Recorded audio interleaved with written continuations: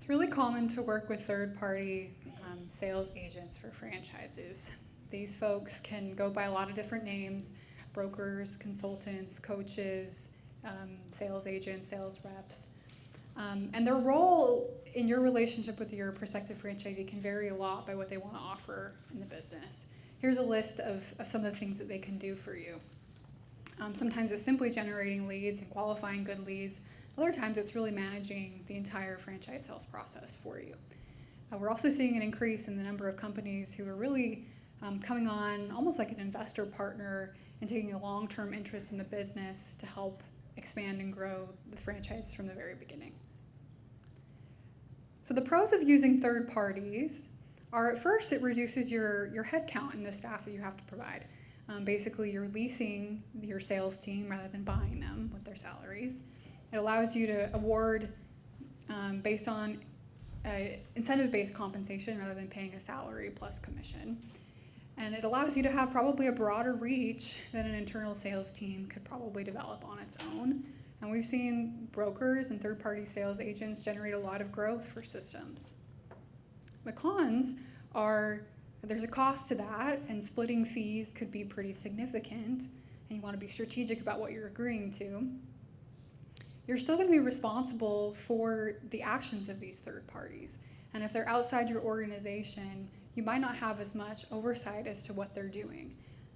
There's no mandatory training for franchise sales agents, and so you don't necessarily know what their background is, and they might not be as familiar with what they can and can't say as you'd hope they would be. Sometimes you have to take extra steps in states if you want to use these sales organizations. You have disclosures in the FDD you need to consider. And it's important to remember that these third parties are going to be also incentivized by their own interests. So they might prioritize quantity rather than quality. And depending on the organization's role, they might also be repping multiple brands to the same franchise candidate. And so there might be a little bit of a conflict of interest there. As you're negotiating your agreements with these third parties, here are some key terms you want to make sure that you're comfortable with and you understand what's going to happen. That you understand the clear scope of what they're going to do for you and what they're not going to do. When are fees due and when are they not due?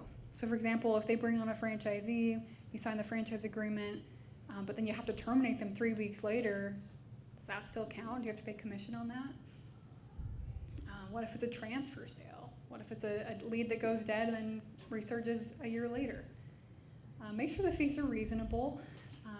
Splitting the initial franchise fee is very common, but some organizations also want to take a percentage of royalties or other ongoing fees. That is something a little more you might want to think carefully about. Make sure that they're keeping good records and you audit those records.